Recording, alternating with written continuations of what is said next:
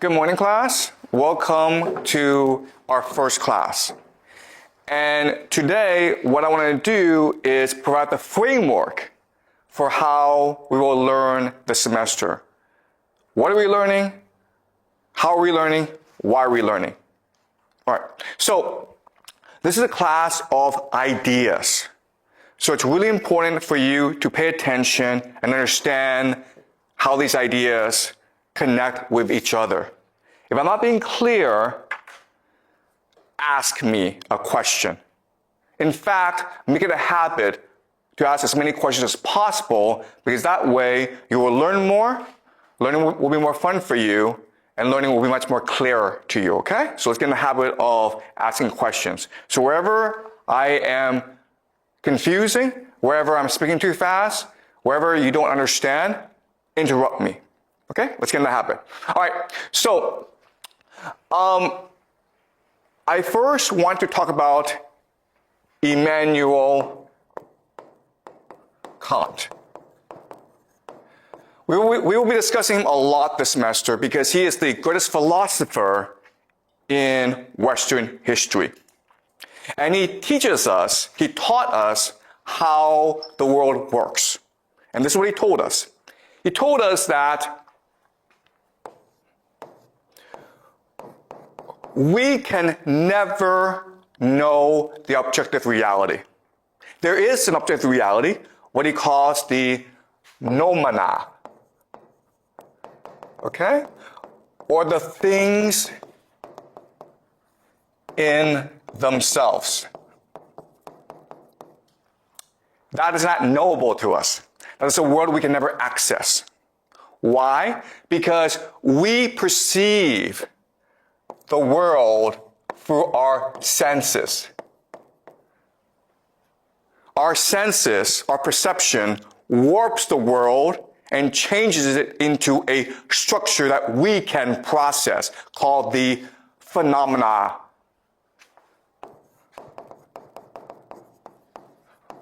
Which are the things that appear to us. Okay, so the example is time and space. Time and space do not exist outside of us. Time and space do not exist in reality. But for us to understand reality, we need to add in time and space. Okay, that's the example. All right? So, how the world works is we perceive the world, we perceive the noumena, and turn it into the phenomena for us to process. In other words, and this is really important, reality is what we imagine it to be. There is no objective reality. Reality is what we imagine it to be. Life is a constant process, a constant act of imagination. All right? That's Immanuel Kant. That's the first idea I want you to understand. So what I want to do in this class this semester is train you or teach you or inspire you to augment your imagination so that you see the world much more clearly. This class is not about what to think, it's about how to think. All right.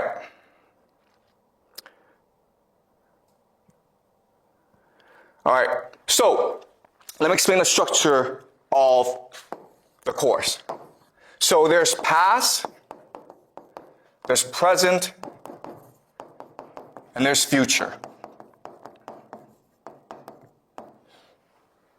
We'll be looking at all three this semester, the past, the present, and the future. We will be analyzing all three in order to construct a more objective reality for ourselves. We will not succeed, we will fail. But the process of trying will train our minds to think much more critically about the world. So, let me explain how. In the present, we have geopolitics. We'll be studying geopolitics. For example, why is there war in Ukraine? Why is there war in the Middle East? what will happen. We'll be studying geopolitics. And we'll try to understand why this is happening. We'll try to formulate an analytical model of geopolitics. Okay, an analytical model.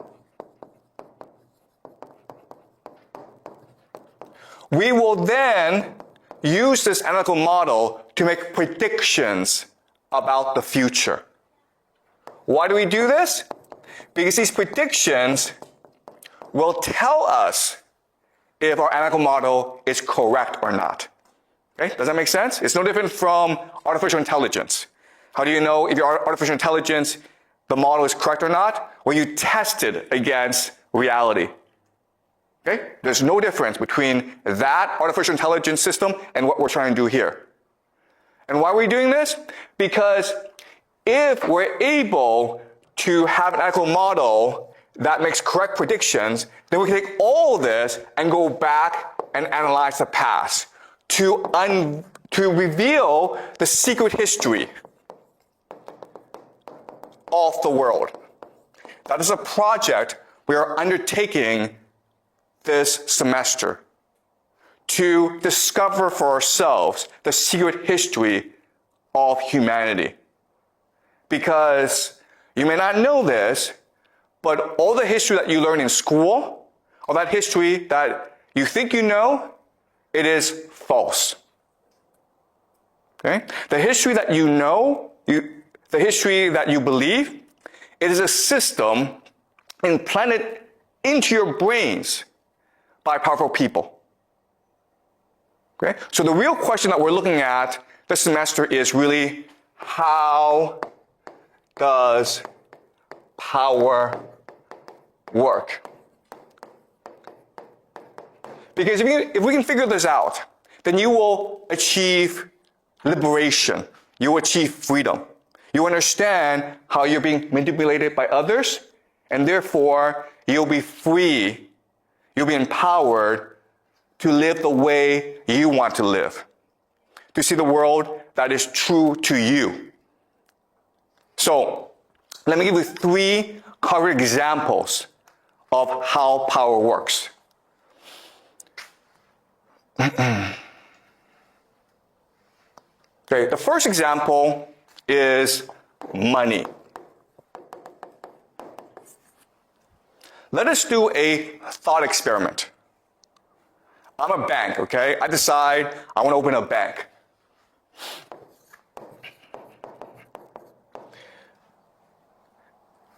And now you're allowed to put money in the bank, okay? So all of you get together and you put $5 million in the bank. Not $5 million. Now, why do you put $5 million into my bank? Because I promise you 1% interest, right? 1% interest. That's a really good deal. But now, because I owe you some money, right? I owe you 1% interest. I now need to go make money for myself.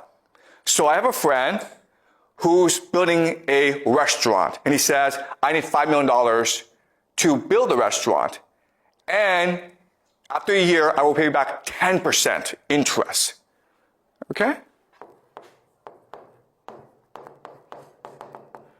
10% interest.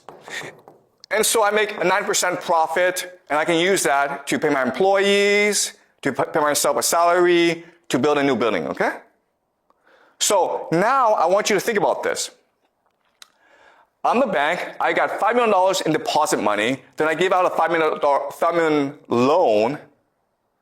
Today, how much money is in the bank? Countless.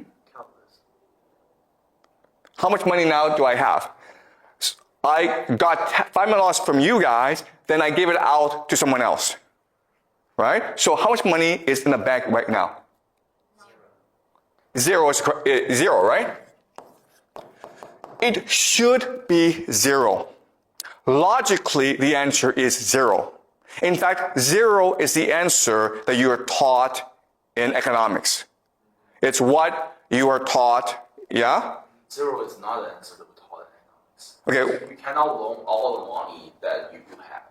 Like, for example, if they will have a limit like 25%, I don't know. Okay. Maybe 10%, so you can only loan like 4 million out. Okay, yeah, okay, really good point, okay, oh yes.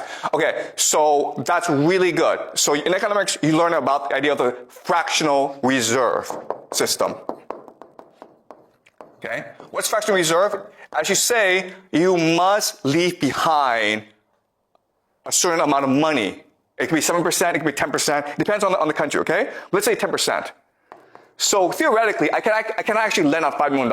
I can only lend out $4.5 million. Okay? You're right, okay? That's law as well. Okay? Actually, okay, let's say I lend out $4.5 million, okay? Now how much money do I have in the bank? Yeah, $500,000, right? Okay, so again, this is what you're taught in economics. This is what makes logical sense, right? The correct answer, what actually happens in real life, is you now have $9.5 million. Okay, that is the correct answer. This makes no sense, right?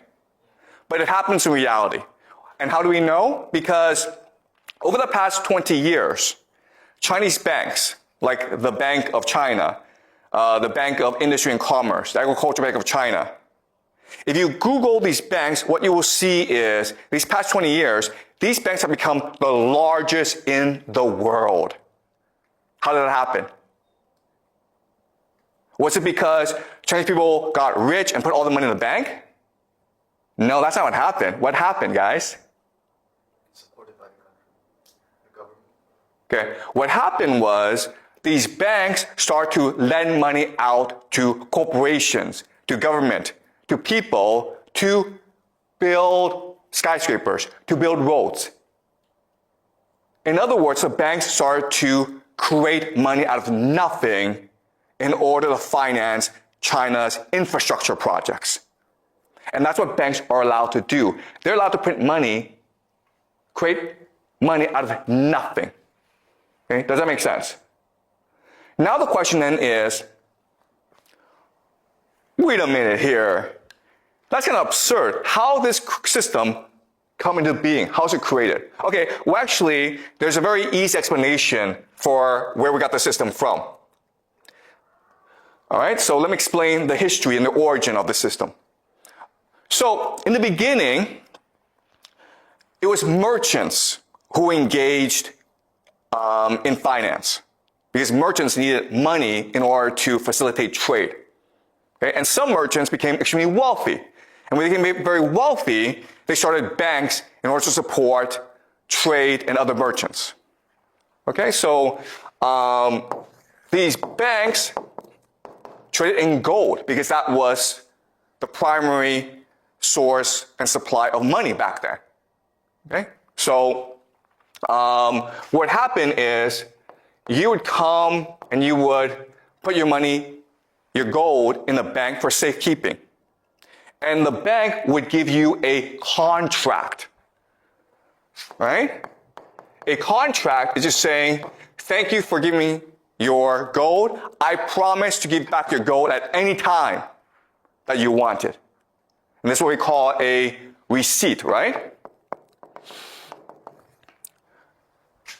And this would allow for better and easier trade. Because now I can take this contract and I can go to England, okay? Maybe I'm based in Italy.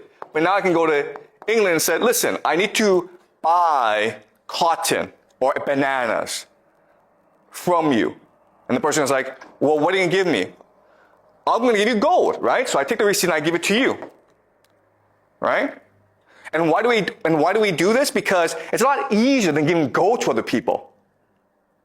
And so this system would facilitate trade throughout the world. Doesn't make sense. Now, I'm the bank. I have all this gold. And I want to make money with it. So I want to give it to other people. So other merchants would come to me and say, listen, I need gold. Can you lend me out gold? Right? But I say to him, yeah, but if I give you out the gold, you have a security issue. It's inconvenient for you. So why don't I give you a receipt, a contract instead? Does that make sense? Because all I need is a contract, all I need is a receipt in order to go and do trade elsewhere. Right? So by doing this, what I've done is I've doubled the gold in my bank. Right? I've created money out of nothing. So the gold is still 5 million. That hasn't changed. But the receipt is now 5 million plus 5 million. So theoretically, I now have 10 million in the bank. All right? So that's how money and finance works. Now, there's a problem with this system. What's the problem with this system? What do you mean?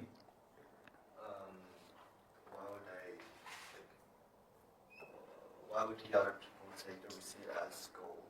As the same value? Okay, that's a good question, okay? Why is it that people believe in me? Okay? The answer is very simple. The answer is because throughout most of human history, people didn't need money. If you were just a normal person, what were you doing? Were you in a village growing crops? If you wanted to like get new stuff, what would you do? You would trade with someone else, right? Maybe you have a goat that I want. Well, then I would trade you a cow for it. So we didn't actually need money. So for most of human history, no one had any need for money. It was only in certain circumstances that you would want money. So for example, marriage, right? Okay? So throughout most of human history, money represented debt that could be unpaid. Oh, sorry, debt that could never be repaid. So for example, a very common thing is, maybe you and I fight, and I kill you. Well, in theory, your family should now come and kill me. But obviously that would create a lot of problems, right? So the way to settle the dispute is, I would give your family money. Because money was symbolically meant to say, I'm sorry, I killed you. This is a debt that can never be repaid. Okay? That's what money was used for in most circumstances throughout human history. There was no actually real use for money. It was symbolic. But with the rise of trade and with merchants, they needed money in order to facilitate the trade. But these merchants all knew each other, so they trusted each other anyway. So money was a mechanism for them to trade easier, okay? Does that make sense? All right? Okay, so let's go back to the question. This system looks great. I can print money out of nothing, but there's a problem with this system. What is the problem? There's a problem here. Like you can forge the receipts and, the money fakes. Okay, that's actually a great question, okay? So, yeah, is it possible to forge the contract? Okay? So, that's a really good point. The problem is, so the answer is that they all knew each other anyway. Okay, because it's a very small circle. Again, we have not reached the modern period where it's a lot of people using money. If that's the case, then forgery becomes a problem. We'll discuss this in future classes, okay? Counterfeiting. But at this point in history, forgery is actually not a big issue. There's actually a bigger issue. And it's a huge issue. What's the issue? I have $5 million of gold, right? There's about $10 million of gold out there in receipts. What's the problem with that? The problem is that if everyone wants to go at the same time, I go bankrupt, right? Because I lose my reputation. The contract says that at any time you want the gold, I must give it to you. But if I have if there's $100 million in gold contracts, but I only have $10 million in gold, only if 15 million wants the gold back, then I'm screwed. This is what we call a bank run. Okay, a bank run. And this is a huge problem for merchants. Okay? There's also another problem with this system, and the problem is this. Who do I usually lend my money to? Do you guys know? If I'm a bank, if I'm a merchant, who do I usually lend my money to? Okay, guys, today we lend the money to entrepreneurs. But back then, there really weren't entrepreneurs. There were kings and noble people. And what did they do all the time? Why did they need money? To fight wars, okay? That's why there's a demand for gold. Because if I'm a king, I need to fight a war, usually against my brother or someone else to control this territory, right? Now, the problem with this is I could get killed, in which case, oops. But also, what's much more common is the king would be like, screw you, bank, I don't need to pay you back. Okay? So there's actually a lot of risks with this system. So over time, develop a system to mitigate or reduce this risk. Okay? What would they do? What they would do is they would create cartels. Cartels are just partnerships. So maybe this bank works with another bank, throughout Europe. And the way they establish these cartels is usually through intermarriage, right? They would marry each other, they would combine together. And that way, let's say 15 million of receipts wants back the gold, but there's only 10 million. Well, guess what? You just go to another bank. Okay? And let's just say a king decides, I'm not going to pay you back, bank.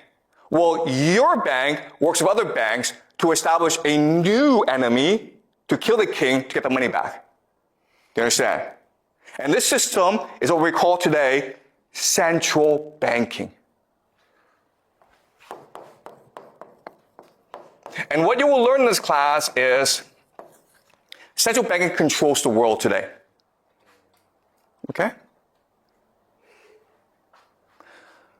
Now, what's really important about this system is that it's based on power. All right? And what power is, it can turn nothing, money, the contract, into everything. Okay? That's what money is. Okay, so we live in a world in which banks can print out money, right? So now, let's ask ourselves a question. Wait a minute here. If the banks can print as much money as possible, why do we have poverty? Right? Because we can just give money to poor people and they wouldn't be poor anymore. Why do we have poverty? If there's all the food in the world that we want, why are people starving still? Why? Because we don't have limited resources. Okay, so we don't have limited resources, we have scarcity, okay? Right? So that is the common answer, scarcity. We have poverty because of scarcity. But I already told you this. They can print money out of nothing. So money is infinite. Money is an infinite resource. So why do we have poor people then? That's kind of strange. Like money, aren't money just used for trade? They still have limited resources, and the actual needs. Okay, you see what's happening is this. You all believe money is scarce, okay? But I just spent the past 10, 20 minutes explaining to you, it's not scarce. It's infinite. It's just a number. We can at any time print out as much money as we need. Okay? So that's how power works. Power has brainwashed you into thinking something that is not true. You've been taught from the first day that money is scarce. But it's not scarce. It's infinite. And no matter what I say to you, you still believe this, okay? So you have to get that out of your head. Money is not scarce, it is infinite. So let's go back to the question. Why is there poverty in this world? Why do people starve? Why is there inequality in this world? Why are there poor people? Why are there rich people? What's the answer? Because they don't print infinite money. Okay. Because it's scarce. So guys, this is amazing, okay? You guys can't get out of your head. You think money is scarce. You think it is not possible to print infinite money, when I already told you it is possible to print infinite money because they do this all the time. Yeah?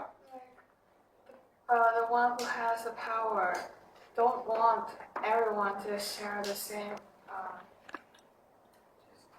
Yeah. Right there. Because we don't want people to all have money. The powerful people don't want that. That's exactly the answer. And why? Because otherwise, no one would work. Do you understand? The point of putting money is not to give you money. The point of putting money is to create the illusion that money is valuable, and therefore you work hard in order to obtain it. But in order for me to make you want to get money, I need to create artificial misery. Do you understand? Right? If there weren't poor people, you wouldn't want to be rich. It's only because you see people suffer that you would want to go make money for yourself. What do your parents tell you? Your parents tell you, work hard in school, make a lot of money. Otherwise, you're going to end up like a poor person. Right? Well, guess what? If there are no poor people, your parents couldn't say that to you. And you wouldn't want to work hard in school. Right? That's why we have poverty. Because poverty creates the illusion that money is valuable.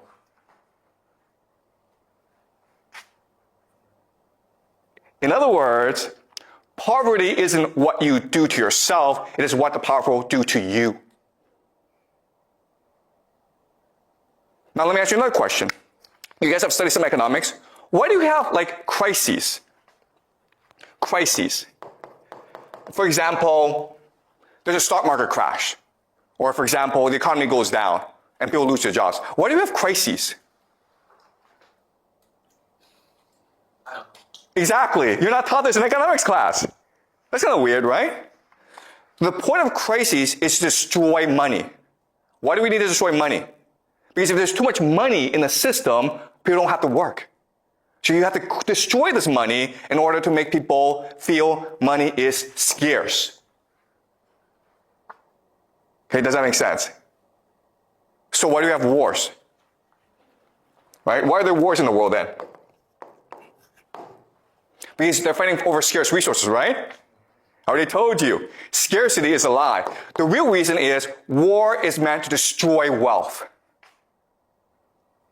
in order to make you think money is valuable. Do you understand? You guys play World of Warcraft or these games, right? Guess what, guys? World of Warcraft in our world, there's absolutely no difference. You just run around pointlessly working hard to obtain credits in order to buy stuff. If credits just flew out of the sky, because they could do that, right? They could actually program the engine to just put money out of nothing. You wouldn't do nothing every day. You wouldn't play the game.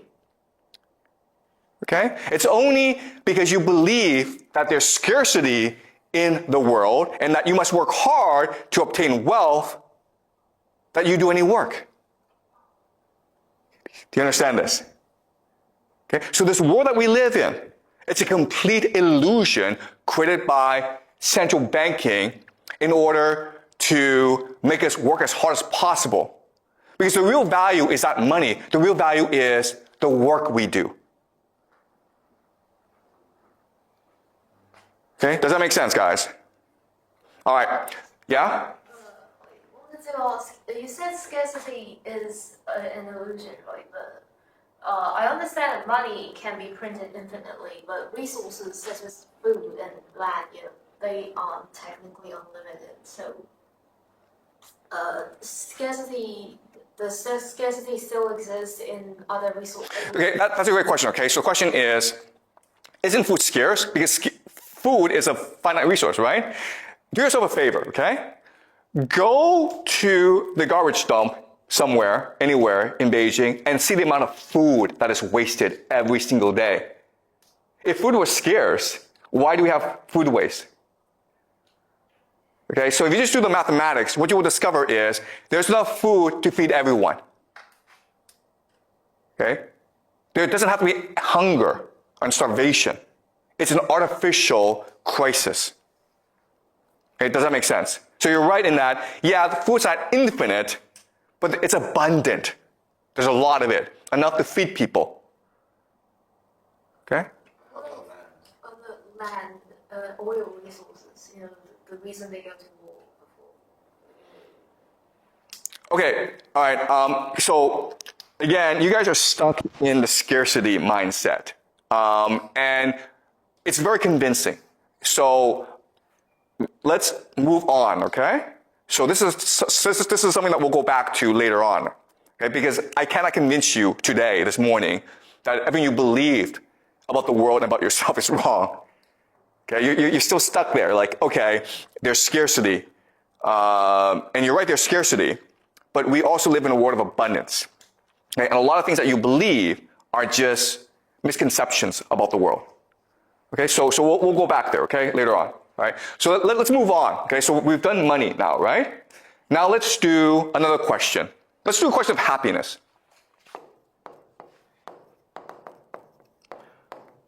The question for us today is, what makes us happy? Come on. What makes you happy? How can you live a happy life? Okay. Well, obviously, money, right? If you have a lot of money, that's going to make you happy. What else? Power. Exactly, power, right? Sure. Power. Excuse me? Freedom. Okay, good. Freedom. Yeah. What else? Relationships. Relationships? Yep, sure. You have good friends, right? Like lots and lots of friends. What else? Romantic relationships. Okay, love, right? Love. Sure. What else? Like video games, I guess. Vacations. Okay? Lots and lots of things, okay? What you will discover about this list is this. You are thinking about individual happiness.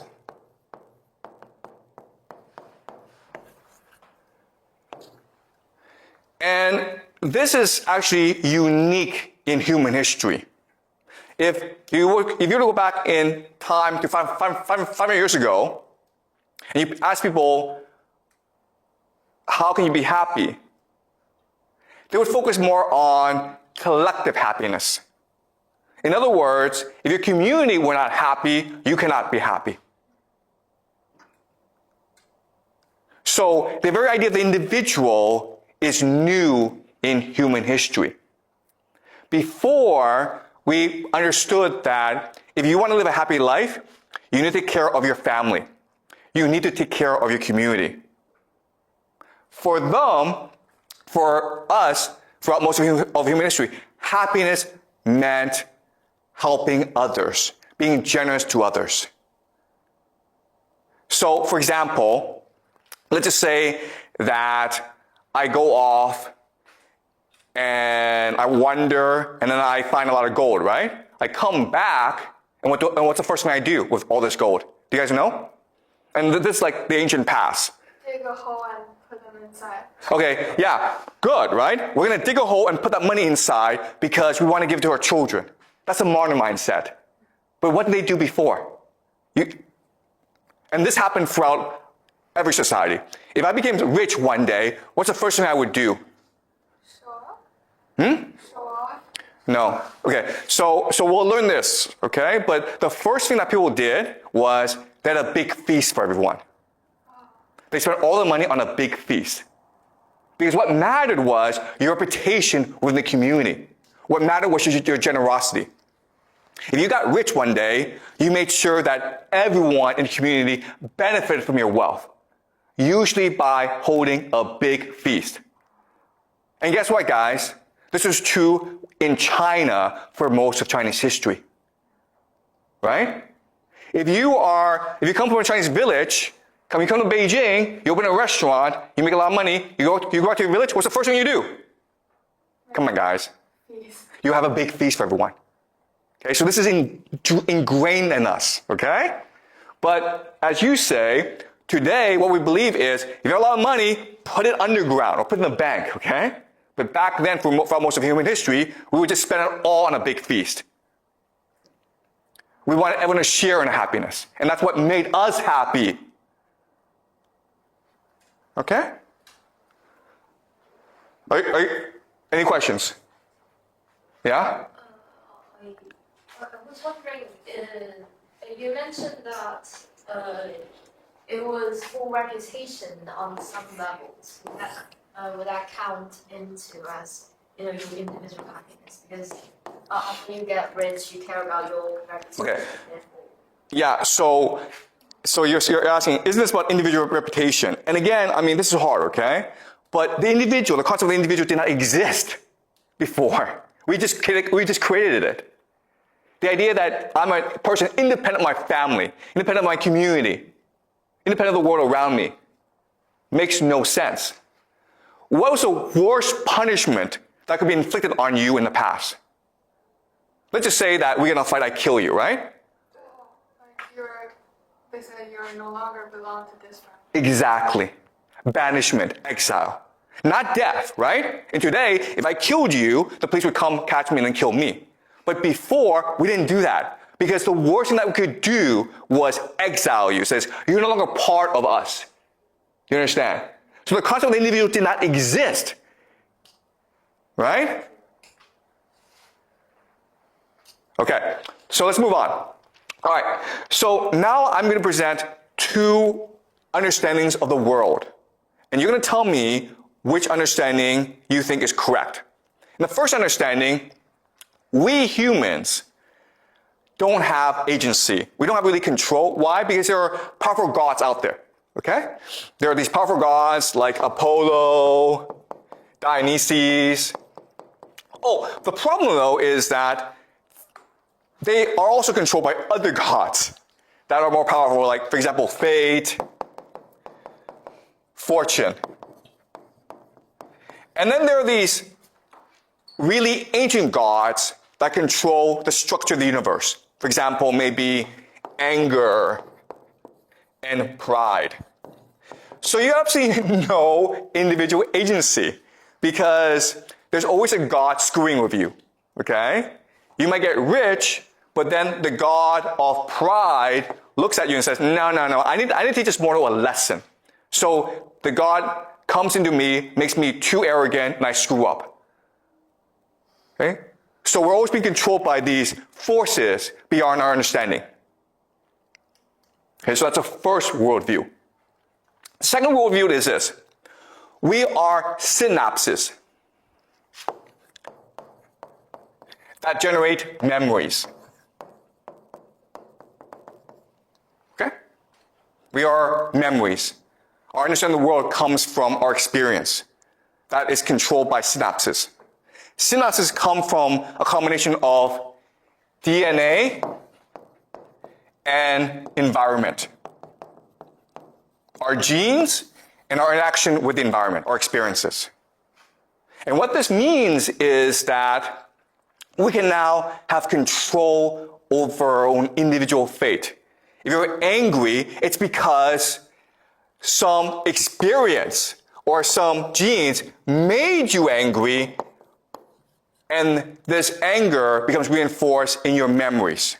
And therefore, if you do proper therapy, if you do proper reflection, if you do some exercises, you can better control your anger and therefore control your fate. Okay? So in the first worldview, there are lots and lots of gods. They're evil and they're random, and we have absolutely no control over our fate. We can only hope to get lucky in life and not piss off the gods. In the second worldview, we are only a collection of our memories, and we are only synapses. So if we're able to manipulate the memories and the synapses in a proper way, we can be free of all problems. We can be free of anger. We can be free of depression. We can be free of misery. All right? Let me ask you this question. which worldview is a more accurate reflection of reality? Second one. Obviously the second one, right?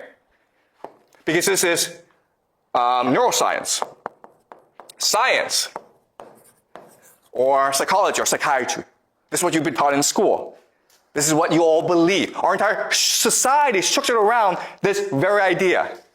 And what you will learn in this class is it is completely wrong.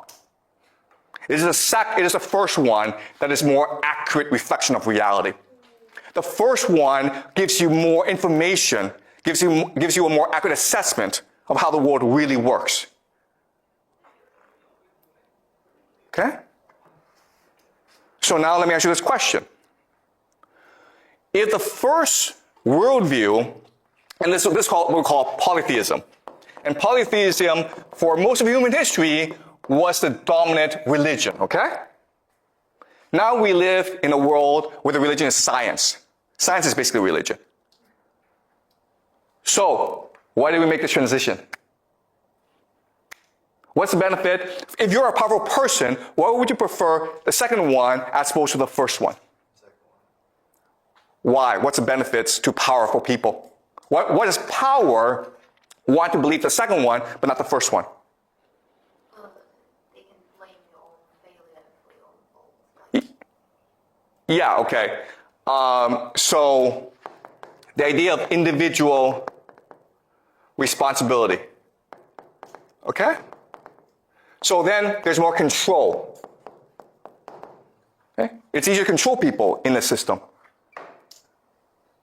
Right? That's the first benefit. What's the second benefit? The second benefit is you will work harder, right? Because in the first system, you're like, you know what? I don't need to go make a lot of money because if I make a lot of money, the gods will punish me and make me proud. So I'm just going to like enjoy life and take it easy. Right? So in the second system, no, I have control over my own life. So I need to work hard. Okay, so and again, the entire point of the system is to make you work as hard as possible, because when you work hard, that generates real wealth for the powerful people. Money does nothing, okay? Money just incentivizes you to work hard. So this exists in order to make you work harder. And there's one more benefit, or there's more benefits, but what's another benefit? Okay, the other benefit is this. Powerlessness. It makes you powerless. Why? This system is designed to make you absolutely powerless. Why? You can't control anything. Why? Everything is controlled by gods and fate. No. You see again, this is how you're brainwashed. You believe one makes you powerless, but that's not correct. Two makes you powerless. Why? What's the difference between 1 and 2? Why is it in number 2 you are powerless? You're playing in the game that who has the power wants it. Okay. So the problem with number 2 is you are incapable of collective action. Because you think all the source of your problems is the individual in you and not society. But number 1, you are capable of collective action. And the only way to change the world is through collective action. Does that make sense? This is a really important point. 2 is designed to make you think the source of all your problems is within you. So you should ignore what other people do and think. It doesn't matter to you. And therefore, you're incapable of identifying with other people. You're not capable of collective action. You're not capable of collective action, and you feel really miserable. What you will do is play video games or watch porn all day. Okay? And that's what's happening in society today. Yeah? But in number 2, like from experience, we would know that you should listen to the others' advice, or you should take others' perspectives and not just. So in number 2, who has authority? Who do you listen to? You listen to scientists, right? Scientists. Because the system was created by scientists to trick you. Okay? This system you think, oh, it's science. Therefore, it must be real. Guys, let me give you a piece of advice, okay? If you're ever feeling sad and you are depressed, what should you do? What should you do? What have you been taught to do? If you feel sad, you're depressed, what should you do? Okay, yeah, the correct answer is walk around, but that's not what you've been taught, right? What have you been taught to do? Okay, telling your friend, telling your parent, that's actually really good, right? So walking around, exercising, resting, talking to a friend about your problem, that's all really good. But what have you been taught to do in school? Really? If you are feeling really, really sad, what should you do? You should go talk to a psychiatrist, right? You should talk to a psychologist. And what will he do? What will he or she do? Okay, well, I'm going to give you a piece of advice, okay? And you can test it out for yourself. But if you're feeling sad and you are feeling depressed and you feel you have to talk to a psychiatrist, and you do so, I will make you a bet that the psychiatrist will make it a lot worse. You will feel worse after talking to a psychiatrist. Okay? And the reason why is the system is not designed to cure you of any problems. The system is to make you dependent on authority. You know that if you feel sad, well, you know what? Just go for a walk, talk to a friend, you'll feel better over time. But the system teaches you, no, if you feel sad, go talk to a psychiatrist who will give you drugs. It's designed to make you dependent on authority. Yeah? I want to ask, like, in scenario one, real number one, wouldn't God also be an authority? Like, God would also be authority. That's actually a great question, okay? God is authority. Okay, that's actually a great question. Thank you so much. So I have to spend time to explain to you both systems, and I will do so. But what's really important about number one is the gods are really bad people, okay? The gods in number one, the polytheistic system, they fight all the time. They're vengeful. They're angry. They're proud. But because they're gods, they can get away with it. And that's the difference between humans and gods. We're all the same. We're all angry. We're all jealous. We all fight, okay? But the gods can get away with it. Humans cannot. Gods can do hubris. We cannot do hubris. Do you understand? So the idea that, the people in power are benevolent. The people in power are authority figures who are after our best interest. That is a new modern concept. Before, it was assumed that the king is a king. Why? Because he's favored by the gods. It's not because he's a good person. It's not because he's a just ruler. It's just because the gods like him for whatever reason. But guess what? The gods give and the gods take. Maybe today, the king will rule us, but maybe 5 years from now, he gets unlucky and the gods kill him. Too bad. If you read Greek mythology, and we will do so in this class, okay? We'll go over into Greek civilization. We'll look at Oedipus. We'll look at Homer, the Iliad, okay? They talk about this all the time. Fate is something that you cannot control. It's something that happens to you. And therefore, you must live life to your best. All right? So the difference is this. The difference is in number one, they have a concept called eudaimonia. If you have no control over your fate, if things can happen to you tomorrow that kill you, then live your life to the best of your ability today. Seize the day. Be the best that you can be today. And that's how you win favor from the gods. Eudaimonia, what we call flourishing. The point of life is to live it to the best of your ability. And that's why, guess what, guys? The ancients, the Greeks, they were superior to us. If you read Greek literature, If you read Greek philosophy, Plato, Homer, Aeschylus, Euripides, they were the best.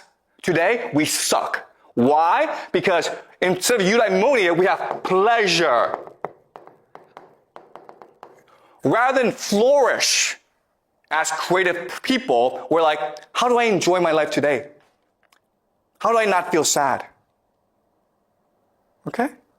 So in the first system, even though it sounds like we have no control, we have no agency, but it inspires us to live to the best of our ability. In the second system, we're like, oh, you have complete control over your life. It enslaves us. Okay? All right. Now let's move on to the third and final example. Okay. And I know this is shocking. I know this is surprising. But over the course of the semester, I will give you enough evidence to convince you that this is all true, okay? But I'm just setting up the structure and the framework today. All right, let's do school. Guys, why do we have school? Why are we in school? Why? Why are you here? What? Someplace learn and teach. Exactly, right? Learn. What else? Yeah, to get the degree, okay? To get the degree. Okay, to graduate. What else? Knowledge, yes.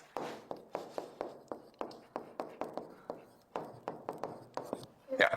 The power, chance to brainwash the students. Excuse me? I feel like give a power a chance to brainwash them. Brainwashing. Okay, guess what, guys? The correct answer is brainwashing. Everything else is a lie. Okay. All right. What do you do in school? You come to class, you listen to a lecture, you read books, right? And then you have to do a test, and you have to write a paper. And then the teacher gives you a grade. That's how you learn, right? Let me ask you this question then. Throughout most of human history, how did we learn? If you want to become a doctor, what did you do? To be a good, to be fast and long. The answer is experience. Do it. Right? Let me ask you this question.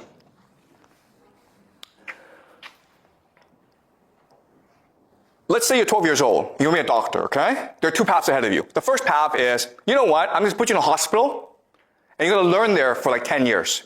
Someone's going to mentor you. You're going to be that person's apprentice. Maybe the first year, all you do is like wash the floor. Okay? But you're going to observe the doctor. And then eventually the doctor's going to tell you how to treat patients. Okay? That's the first system. Second system is you go to the best school in the world. Then you go to Harvard for undergraduate. Then you go to Harvard Medical School, the best medical school in the world. Okay? At age 30, who's a better doctor, number one or number two? First one. Obviously the first one, right? Because the second person, the person who went to Harvard and Harvard Medical School, did not ever work in a hospital. You understand? Now, let me ask you another question. In the first system, do you have to be really, really smart to be a good doctor? No. You don't, actually. Anyone can be a doctor in the first system. Anyone. We human beings are all born with the capacity to learn anything if you wanted to learn it, right? You want to be an engineer, you want to be a lawyer, if you want to be a doctor, if you want to be a scientist, you want to be anything, okay? Just go find a mentor who can teach you how to do so. And I guarantee you that you will learn how to do it well. And anyone can do this. But instead, we have a system in which we tell students, you're smart, you're stupid. Smart students go to good schools and good universities, and they get good jobs. Stupid students go wash dishes. Okay? And that was not true for most of human history. It's true today, but throughout most of human history, if you had to go learn something, all you had to do was go find a teacher. and that teacher would teach you, and then you would learn it, right?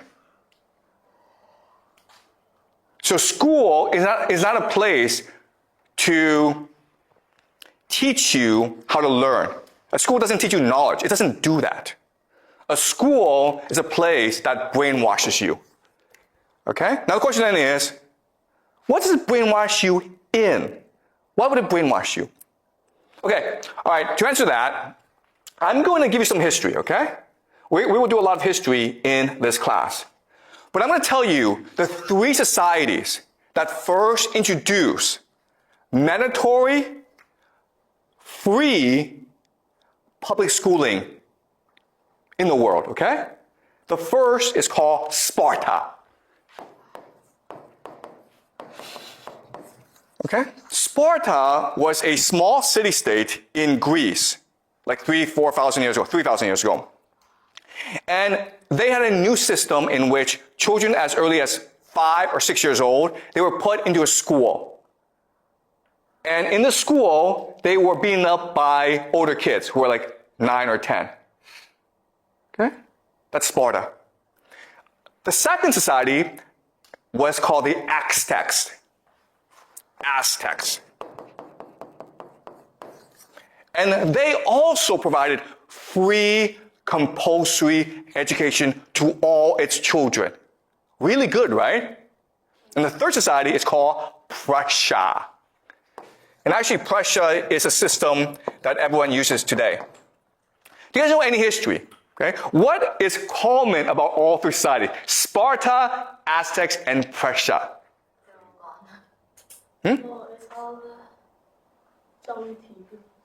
What is common to all 3? Okay.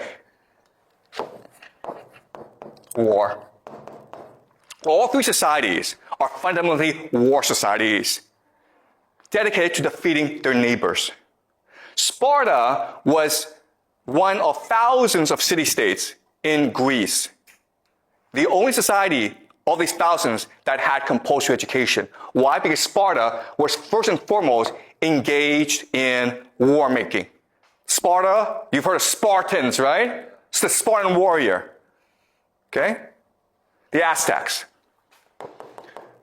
were the greatest war society in Central America before the arrival of the Europeans. They defeated everyone. They were engaged in war. They also did a lot of human sacrifice as well. Okay, we learn about the Aztecs later on. Prussia. The Prussians, the greatest military in Europe for centuries.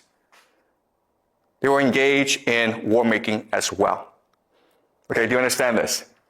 Why we have schools is because schools are really good at preparing people for war. Why? Excuse me? They have people and they can teach some kids how to do with the war. Why, let me ask you this question. Why did they not have schools before? Why is it that people are like, we don't want schools? Why? Again, the Sparta, Aztecs, and Prussia were the few societies that had free public schooling. Why didn't other societies just copy them? Why? Knowledge should be traded with money. Okay, let me ask you this question. Let's just say you're a mother or father. And you have a child, right? What's the worst thing that could happen in your life? No parents? No, your mother or your father. You have a child, right? What's the worst thing that can happen to you in your life? Wrong. Your child is taken away from you, right? Oh. What does school do?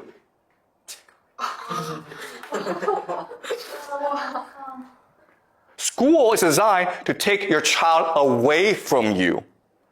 Okay? Let me ask you this question. If school is about learning, why don't parents and children go to school together? Yeah, why not? Why? Because they have to work to make money to survive. Because parents have to work to survive, right? There's actually a better reason why. School is provides the social, they must have to people to do something. Okay, it's about brainwashing, right? Because how do you brainwash someone, Yeah. right? If you're with your parent, are you going to be brainwashed? No. Because you feel loved, you feel secure. Your parents are going to protect you. You're going to ask your parent, hey, is this teacher, is he or she lying to me? And the parent's like, yeah, he's lying to you, okay? It's only because you've been taken away from your parent that you are now willing to be brainwashed. Why? Because what happens if you leave your parents? How do you feel? How do you feel? Yeah, exactly, right? Insecure. You're anxious. You're afraid. You understand? You've lost your parent. You're 4, you're 5, you're 6 years old. You've lost your parent. You feel really insecure. So who do you trust? Your teacher. Whatever your teacher says is now correct. One of our parents was also brainwashed, like, because they went to school before when they were small. Yeah, okay, that's a great point, okay? Aren't our parents brainwashed as well? That's correct. Your parents are brainwashed. But what I'm saying is, when a parent is with a child, the child feels secure. And if you're secure, you're much more willing to disobey authority. You're much willing to ask questions. You're much willing to think for yourself because you feel secure, because your parent is there to protect you. But if you take the parent away, you can't do that. You must now rely on the teacher who can now brainwash you. Okay? So are you brainwashing us? Am I brainwashing you? Okay. It's a jar too. Okay. All right.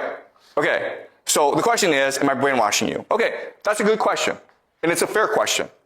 And again, that's why I tell you this. Okay? You have the capacity to ask me questions. You have the capacity to challenge me. You have the capacity to think for yourself.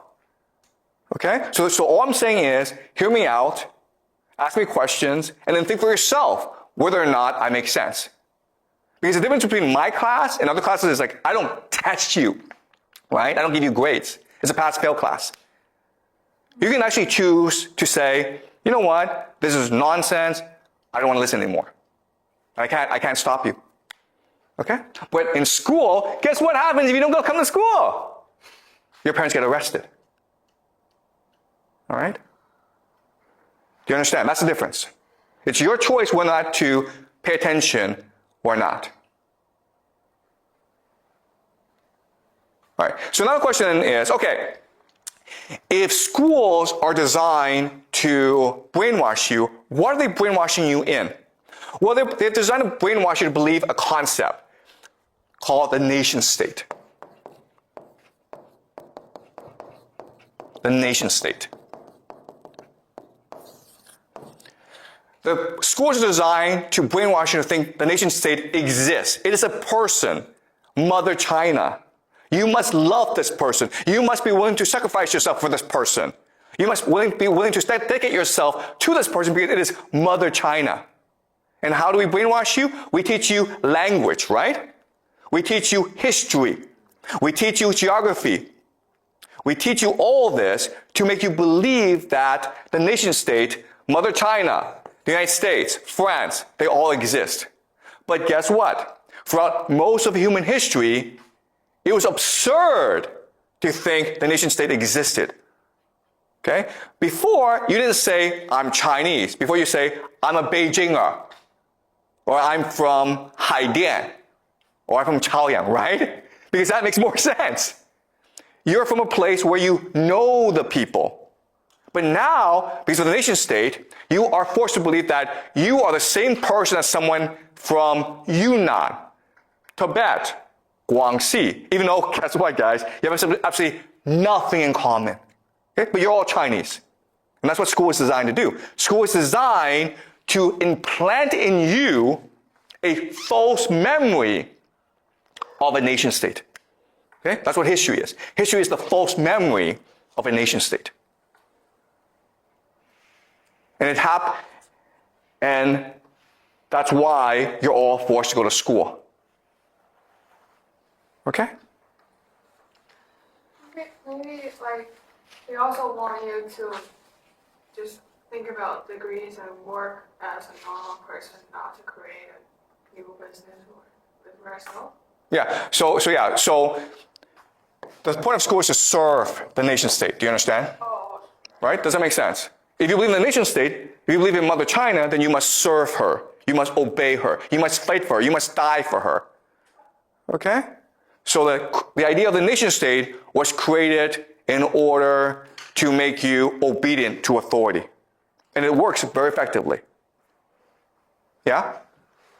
I'm just wondering if this context only works out in Chinese context, like All countries are nation states. Okay? So I mean, like, I'm not saying China is different from other places. China is exactly the same as other places.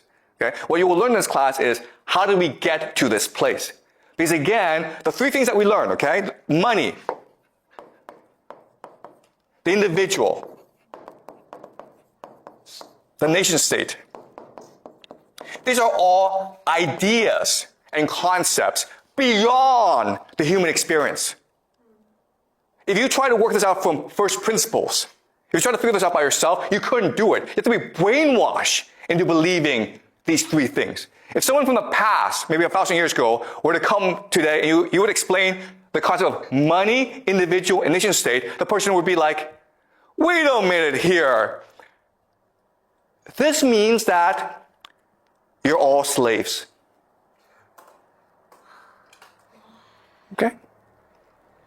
So now the question then is, where do we get these three concepts from?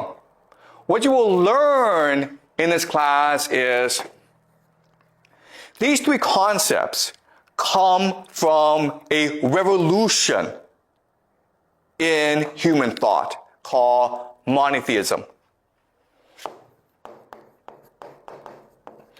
The one true God.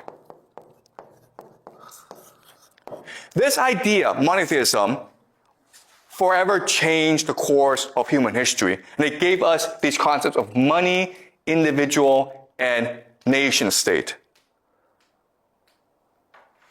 Monotheism is such a powerful idea that it turned nothing into everything. Okay? That's what you will learn in this class.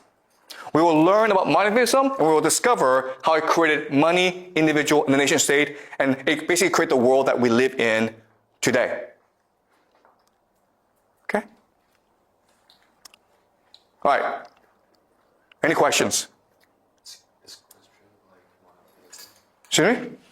Christianity is like monotheism. Okay, yeah, so there are three great monotheistic religions, right? Judaism, Christianity, and Islam. What I will show you later on is it's basically the same religion. Yeah. All right. Okay, so I don't want to give you too much information, okay? Because it's a lot to process. But I want you guys to remember the concepts. Money, individual, and nation state are all powerful concepts that are embedded into everyday life. You cannot escape it. Okay, you've been brainwashed into thinking that they all exist, when in fact they actually don't exist. And that's how power works. What power is, okay? What power truly is what we call alchemy. Alchemy, throughout human history, was the pursuit of turning lead into gold. Okay? Lead into gold. Okay? Nothing into everything. That's what alchemy was. And maybe in science class you're taught that alchemy is this fake science. It's a pseudo-science, and it did not work. What you will learn in this class is we achieved alchemy. Okay? We turn nothing into everything. We turn lead into gold. Or that's what power is. Power is the capacity to turn nothing into everything. Power is the capacity to make you believe that money is valuable. That the individual can lead to happiness. That the nation state exists. That's what power is. Okay? And as a result, today we live extremely miserable lives. Okay?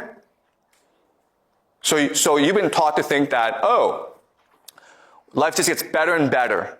What you will learn in this class is actually, nope, okay?